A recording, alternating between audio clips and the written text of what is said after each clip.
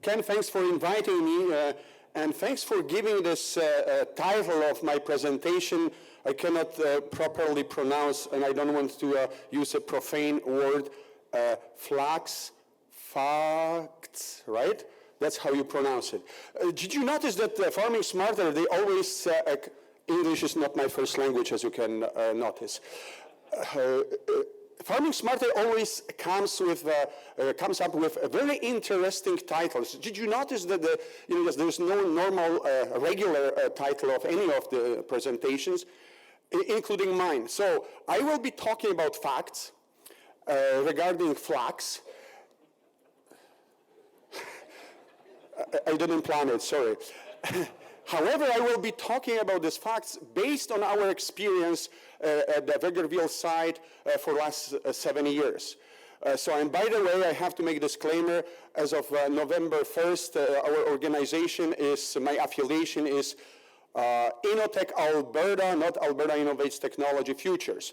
So if you want to look for some facts about the crop, please go to the table in front in the hall. And Rachel came for the first time. Rachel, are you here? Can you stand up? Rachel is representing the Flax Council of Canada. As Ken told me that for the first time they came to Farming Smarter conferences.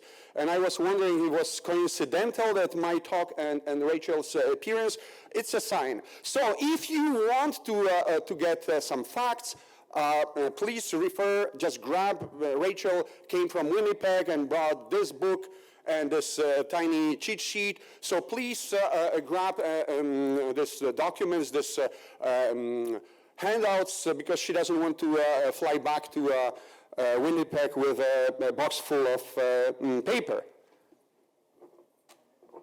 Okay, so we're talking about flax. How many flax growers do we have in the room? Hands up, one. Can two? No, you're not a grower. So we have quite a few. Have you grown a flax this year? 1, 2, 3, 4, 5, 6. Did you grow flax last 10 years? During the last 10 years? Yes. Are you going to grow next year? Okay, thank you.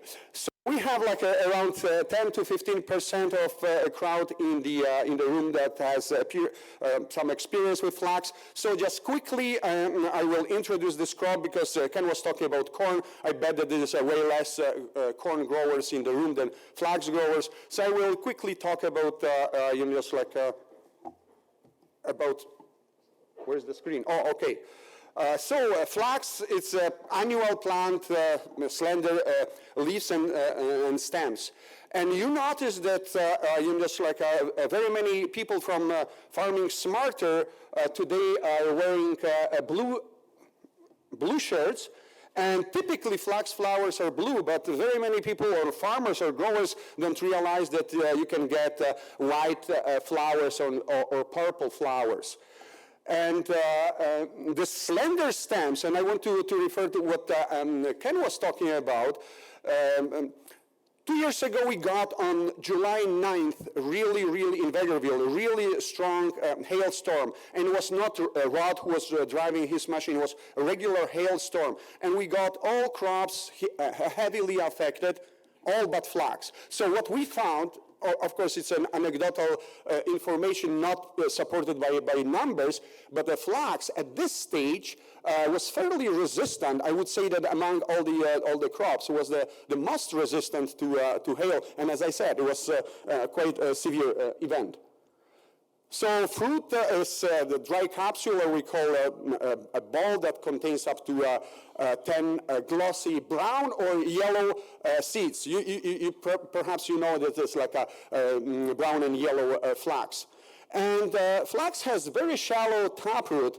And I want to make a comment about this because this crop is prone to drought.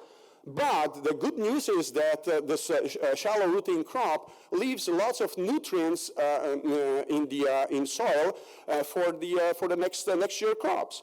So, and it also has some repercussions for fertility management.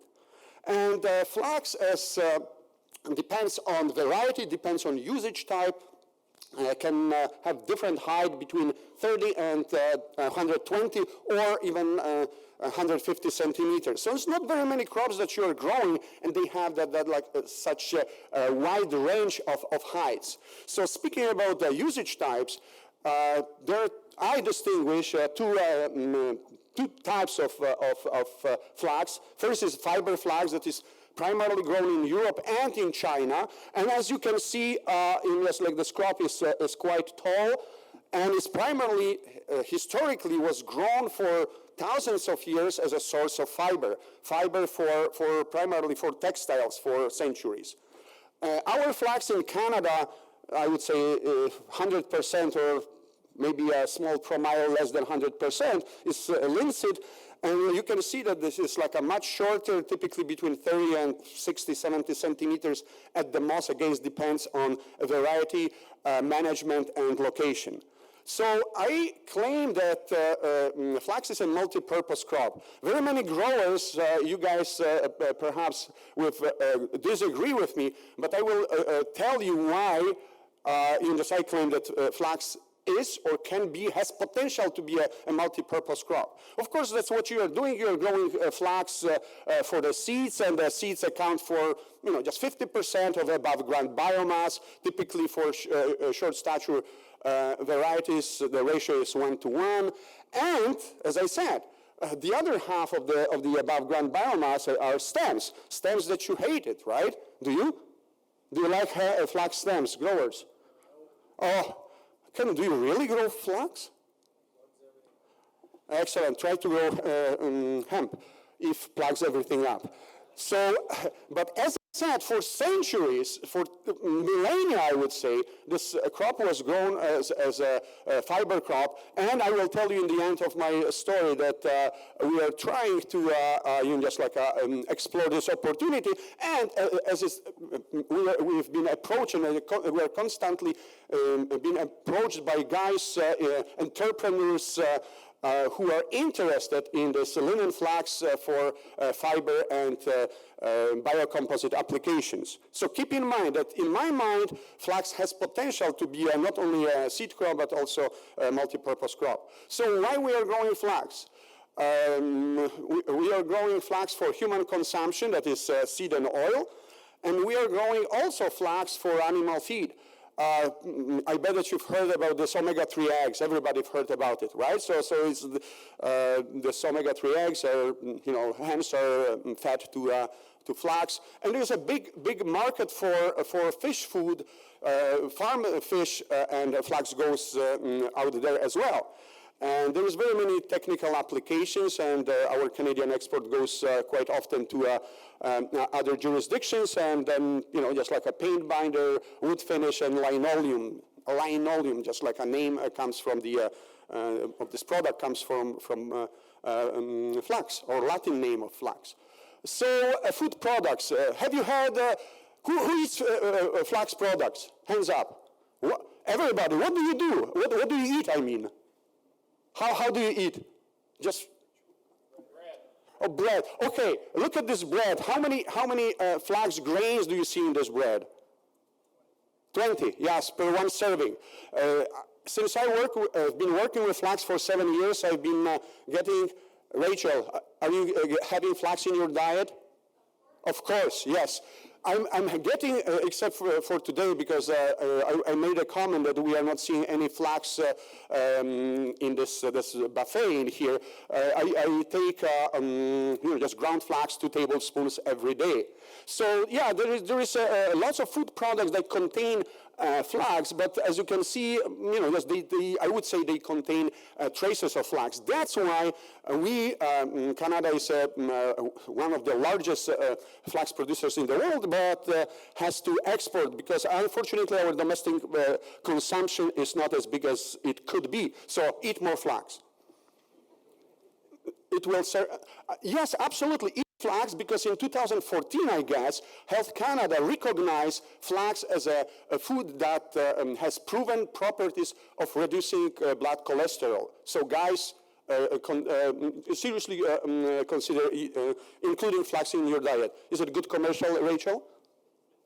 Good commercial, excellent. So now let's move on to agronomy. So flax is a southern crop. Here I'm just showing a map that presents where flax has been grown in 2013. Primarily it's been grown in Saskatchewan, 82%. We have like less than 8% in Manitoba, and here in Alberta we are having 10%. And here I have to make another comment. We have Rachel, who also works for Manitoba Flax. We have the largest farmers organization called Saskatchewan Flax Development Commission. And guess what? Alberta Flax Growers. We don't have any organization, support group of flax growers here in the province. So I think that it's time to do something about it. So as you notice here in Alberta, we are having some activities in the south, and we are the only prairie province that has some flax fields in the Peace, and even in northern Peace in Lacrete high-level areas. But keep in mind, flax is a southern crop. Why so? Because flax is poorly adapted to the Northern Prairies, and all these varieties that are grown in Canada were bred for the Southern Prairies. So why is poorly adapted to the Northern Prairies? Why? Because it's because of cold soils. In central and northern portion of the province, or the prairies in general, we have colder soils. And if you put seed in the ground, it takes time to germinate. The germination time is much longer. Retention time and possibility of contracting some fungal diseases is it's much higher than in southern and warmer soils. The other is spring frost. Just like a flax can be easily pinched by spring frost that are, just quite common event in central and northern prairies. And what really is like a problem is, delayed maturing. And I want to talk about reflowering and about green stems, just not concomitant or concurrent maturing of the bulbs and the stems. So it's a big problem. So let's talk about delayed maturing. Flax requires, again, varieties that have been developed for the southern prairies. They, require more growing degree days than, for example, canola. If flax is 100%, canola requires 89, and cereals, of course, just even less. So what is happening at the time of harvest, you're just getting, instead of 95 days as reported, days to maturity, in central and northern, we're getting 110, 115, or sometimes 120 days to maturity. And you're getting, as you see our plots in Vegreville, problems with maturing. I also mentioned delayed flowering, or delayed reflowering, or indeterminate growth of the crop. You may see that on this picture that you have, you see the bulbs, and you see this pretty flowers. Ladies love this very fragile and nice looking blue flowers. They are pretty, but they are not pretty in the end of August. And if you look at the field in the end of August, you have mess out there. Why? Because very many varieties under, just like late summer conditions, when you're getting hot, you're getting lots of moisture. Flax is still thinking that it's time to grow and to reflower, and at harvest it's a big mess. Are you having problems with reflowering in this area? No. That's the problem with the central and northern prairies. A big problem. Okay, so however, growing flax in the central and northern part, or in the northern prairies, brings some, or can have some advantages. Typically, for the third time, typically, crops or flax is less impacted by weather extremes, drought, and waterlogging. In this last couple of years, just like Manitoba, Saskatchewan, just lots of problems with waterlogging. Historically, dry land, just drought problems. So potentially, there is flax can offer higher yields when grown in less, just like severe environments of the central and northern prairies. But what is really a kicker is ability of flax, same variety grown in the south and in the north, while grown in the north, offers or develops a better oil quality, specifically more omega-3s. It's attributed to colder nights during summer season. Okay, so there is merit in growing flax in the north as well. So a couple of years ago, actually 7 or 8 years ago, the Saskatchewan Flax Development Commission, I already applauded them as being a leader in flax development and crop support, developed so-called Northern Adapted Flax Program. And this program consisted of two domains. First was breeding program led by Viterra at that time, then crop production services, and they were developing new varieties adapted to northern climates. And we at that time, Alberta Innovates Technology Futures, were responsible for agronomy program and aimed at determination of best agronomic practices for varieties adapted to a short season of the Northern Prairies. And I want to share some information about this program, or outcomes of this program. So we tested several factors. By the way, these are our fields or test plots in Vegreville. We are the largest flax agronomy site in Alberta. Typically, we have between 300 to 400 flax plots for the last several years. So in this particular trials, we tested seeding date, seeding rate, nitrogen fertility, disease and tillage system, herbicide treatments. We also ran a twin site at Melfort, Saskatchewan, to compare, just Melfort also located in the central or north central prairies. So seeding dates, we tested quite a wide range of seeding dates, ranging from early May to early June. Typically flax, when do you seed your flax? Flax growers, when do you seed your flax? No, don't look at the screen. Just tell me, what do you really do? May 13th. May 13th, excellent. Who? Earlier. How early?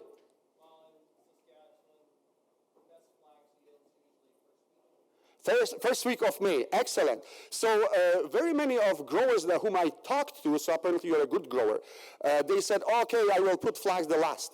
And it was like common practice that the people were putting flax the last once they put the, I'm seeing you nodding, right? So once you did all this staple crops, they put flax the last. So we tested quite a wide range. And again, we are talking about Vegreville and Melfort sites. So what we got? Early seeding, the first week of May, as far as crop establishment, and we observed that early seeding resulted in a reduced stand density, and there was like an awfully long germination up to 17 days. And I'm talking about 6 station years from Vegreville in Manitoba and Saskatchewan. So that's crop establishment. And when we look at yield, how this establishment translated into yield, we found that the highest yield was obtained, who said 13? Excellent. We found that just at this site, and it is statistically significant for two varieties, we were getting crop seeded between May 17th and 19th. And look at these bars. We are seeing that these 3 varieties that we tested in this particular trial, Bethune, Linum 50, and Prairie Grand, they responded in different way to delayed or early seeding, right? So the highest yield penalty was observed in Linum 50 and also in Bethune. However, Prairie Grand was less affected by it's like a late seeding. Look at the just like a, apparently I can point out, this is what you can see. So it's like it's like a very significant yield loss if you're delaying seeding. Keep this in mind. And again, it's variety specific. So tillage and seeding depth, we entertained minimum tillage and direct seeding at different depths ranging from just between 0.5 to 3 inches deep. And so what we found, it's plots or crops seeded on direct seeded plots, shallow and deep seeded crop, stand density was severely reduced. However, on the minimal tillage, crop establishment on stand density was not affected. I cannot control this mouse really well. So, however, okay, this is crop establishment. Yield reduction. So we are seeing yield reduction when flax was seeded shallow. And mind you, I mentioned that we had 6 station years and we got everything from very dry spring to very wet springs.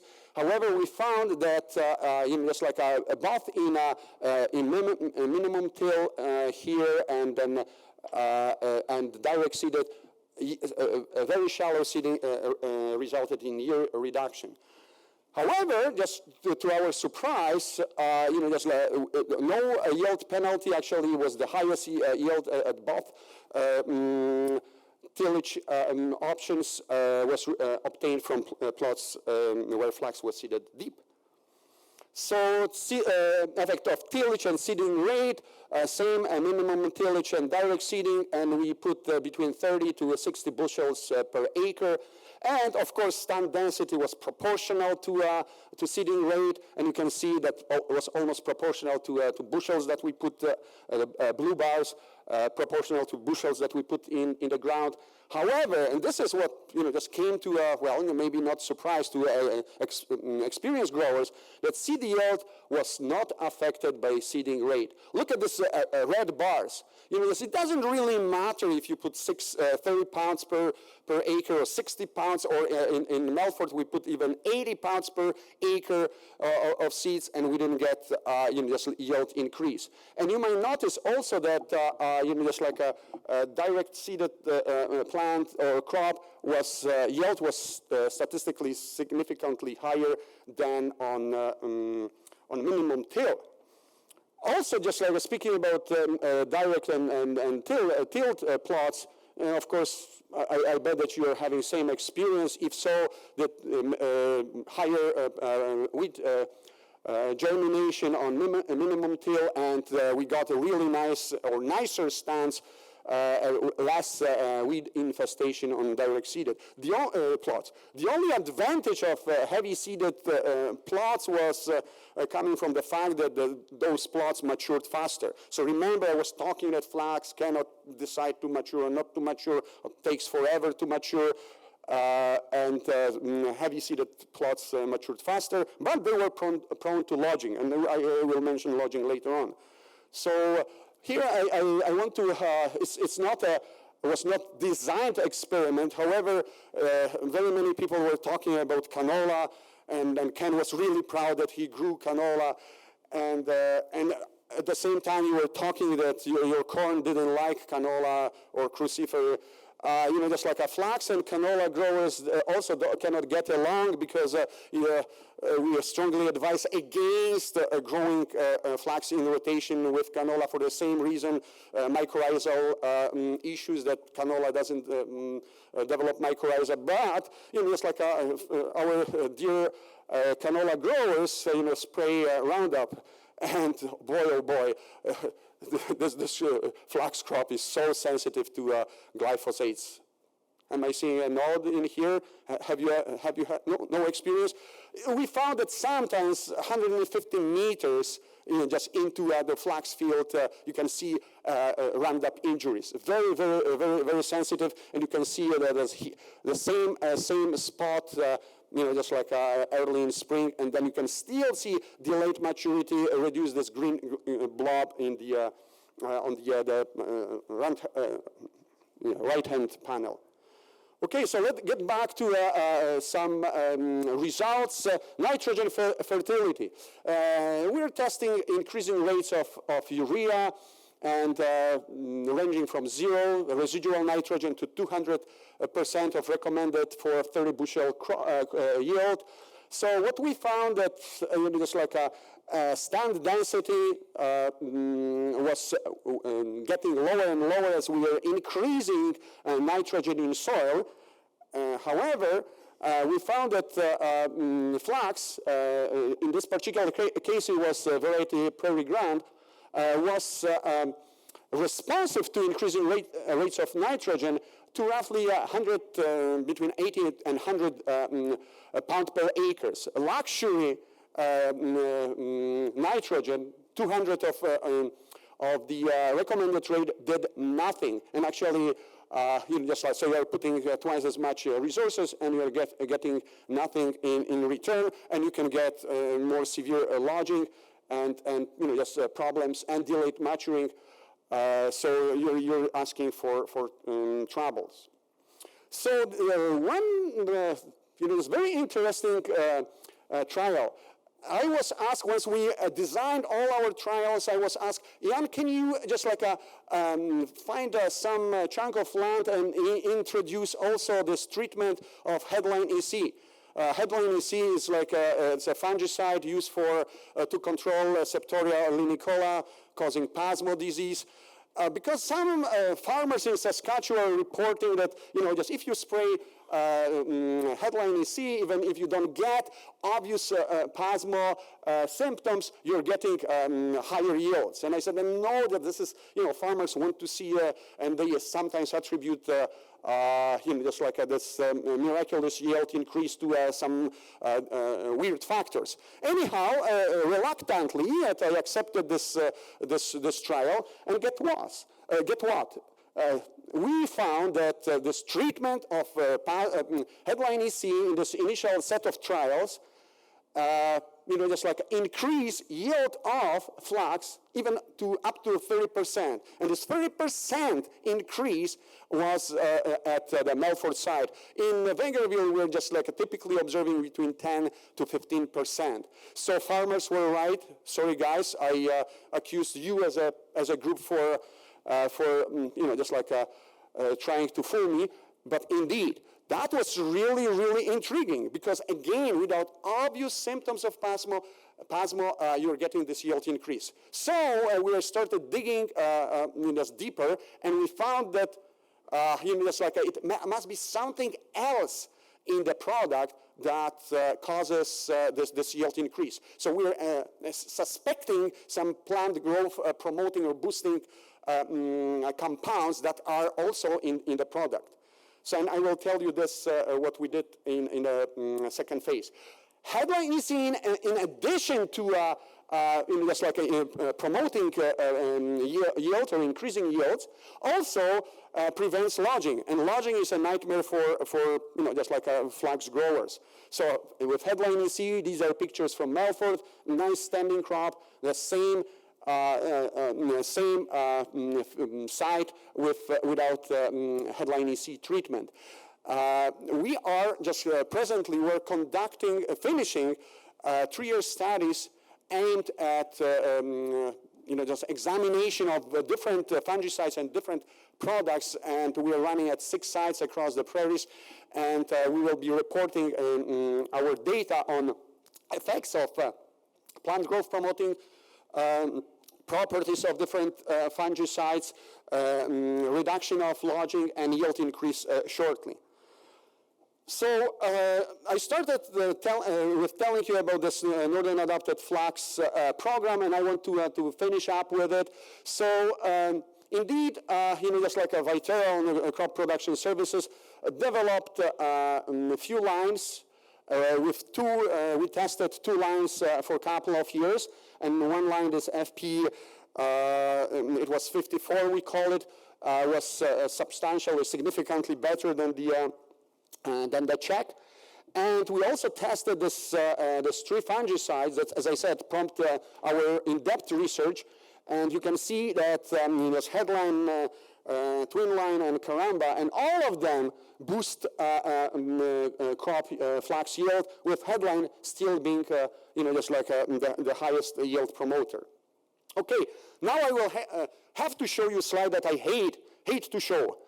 And why I hate it? Because look what happened to flax acres. That's why I was asking if you are planning on growing flax next year, right? No, you said this, and now you're not. Okay. Okay, so what happened in 2016? As a researcher, I was so excited working with the crop that, just like acres are booming and growing and everything is really nice. We are making some progress and we are just like offering farmers solutions to boost their yields. And then what happened in 2016? 44 fewer acres than in 2015. Ooh, ugly. Right? So reason, Rachel, can I reveal the reasons? Okay, I will. So I listed few reasons for this, what has happened. And of course, just like a farmers, when you're considering, because you were getting, $15 a bushel in 2014, so now you sold for 10? Yeah, exactly. So if you're getting just $5 less per bushel, you're not a happy farmer. But what was the reason at the global scale? Because it had a reason, right? Or reasons, I would say. Large world vegetable oils stocks. Because there is I don't know, just canola guys. Nobody likes you, and just flax people don't like you, right? We cannot grow our crop in rotation with canola. Even cannot grow corn with after canola. The other competing market is expected high yields and of linseed production in Kazakhstan and Russia. They are growing large acres, and they are competing on the global market. As I said, we need to eat more flax to just to get more product on the domestic market. As I said, over 60% of our production goes abroad, with China being the number one importer. 50 in this 2016, 56% of our flax went to China. Uncertain market. Why? Because Chinese, they are also just growing flax, and they are just good flax producers. And do we have folks from Saskatchewan in here? Oh, don't be afraid. No, you're fine. You're fine. Yeah. Typical or usual flax growers, just like switched to just lentils and chickpeas. Is it your case as well? Did you have? Not yet. But just like as I said, we had 44% less flax this year, and acres of chickpea and lentils grew 54%. Okay, so I don't want to end on this really just like a low note.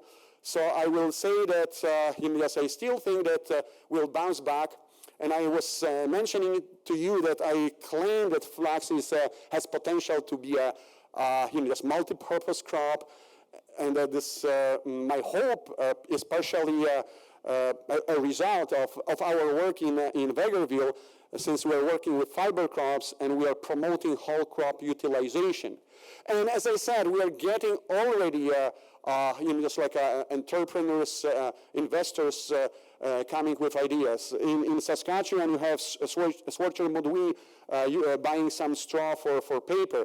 We are getting more and more people here in Alberta who are interested, in addition to hemp that we are doing on just for living as well, interested. And actually what you can see in here on this lots of pipes and tubes is our fiber decortication facility in Vegreville, and you can see bales, decorticated bales of hemp. In this case is flax straw. And you can see textile products. And also we are getting more and more interest from just as I said, biocomposite guys who are just like seriously interested in this crop. So I still hope that it will be just like flax will bounce back. So quickly to conclude, if you didn't pay attention to my Polish accent, so read these slides. So as I said, seeding significantly affected crop yield and establishment, and keep in mind that in the central and northern regions, the sweet spot is May 17 to 19, and early seeded, just like a poor stand and severe yield reduction. And on the other hand, delayed seeding enhanced height and plants were more susceptible to lodging. You don't like taller plants because for timing is a nuisance to you try to incorporate, burn, or do whatever you can you want to do it. And flax is adapted to zero-till practices. And as I was showing our data and facts, if you want, just like yields surpass conventional tillage operations. The other take-home message is high seeding rates did not translate into increased seed yield, and there's a few reasons. Just like for the compensation of this, like a flax seeded at lower rate, because we found that just flax has this ability to develop secondary branches, bulb-bearing branches, and as I said, just like a 60 or 30 pounds per acre seeded, just doesn't really matter. More secondary bulb-bearing branches that compensate for the yield. Very dense canopy associated with high seeding rates. Creates conditions conducive to development of fungal diseases, spasm being one of them, and severe lodging. And so therefore we suggest to seed this 40 pounds per acre and seed. From our facts, from our data, we don't recommend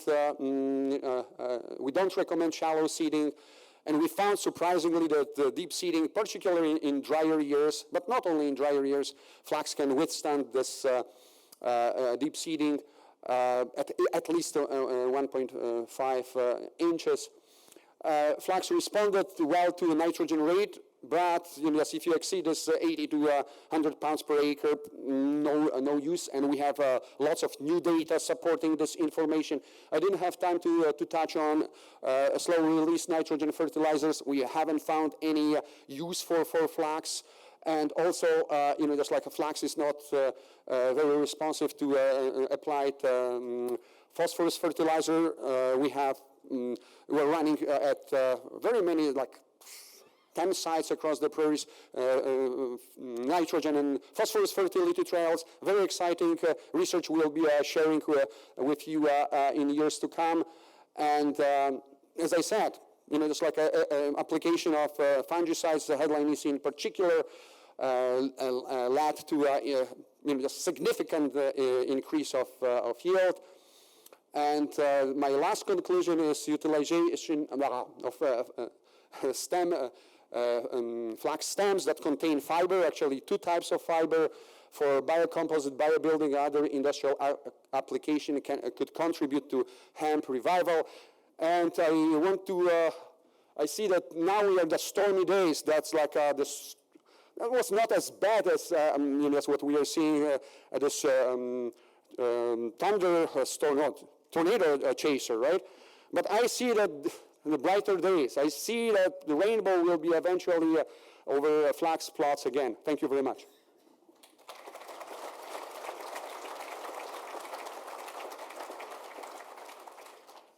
Take a couple questions. Any questions?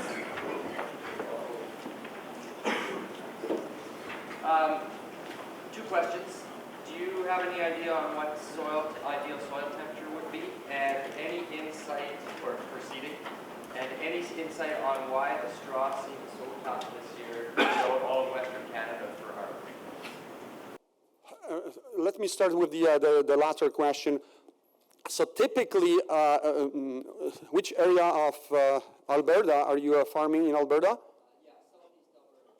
So how was your, typically, it's much easier to harvest flax when straw is dry and stems are brown, right? So I was touching a bit, and again, didn't have time to dwell on this concurrent maturing of ball and stems. And quite often, farmers just like complain about just like too much moisture in the stems, and harvest is much more difficult. So it's typically easier to harvest very dry stems. And I know that just farmers who use stems, just like of flax for some other applications, because believe or not, we are having farmers who are just like growing flax, and they market it. How $20 a ton is not much, but they are just still getting this. What was like fall conditions in your area?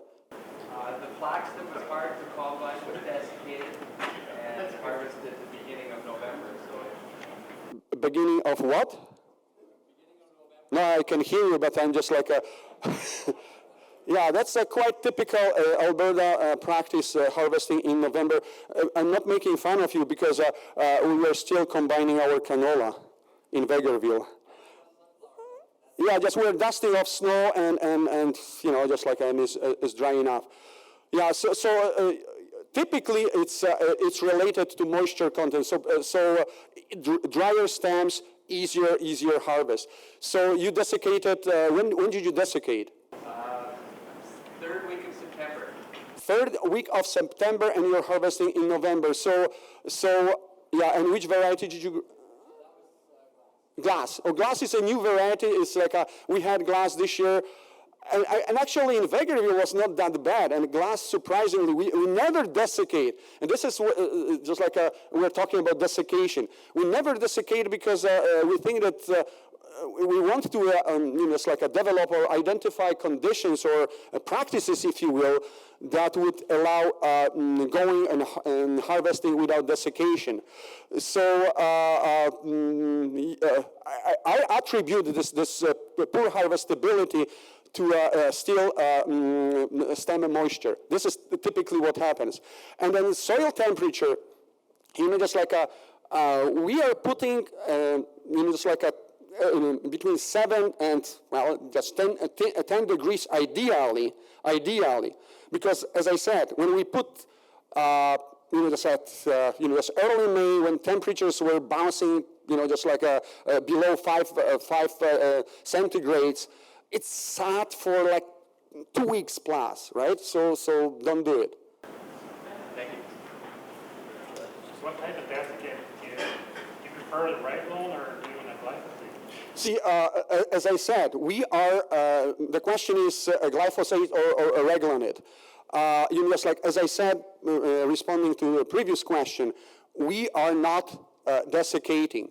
We are just trying to develop practices. But if you have to, I don't know, you know, just like some other crops that I work with, we prefer Reglan. But this is my personal preference. I don't have, you know, just like Flax.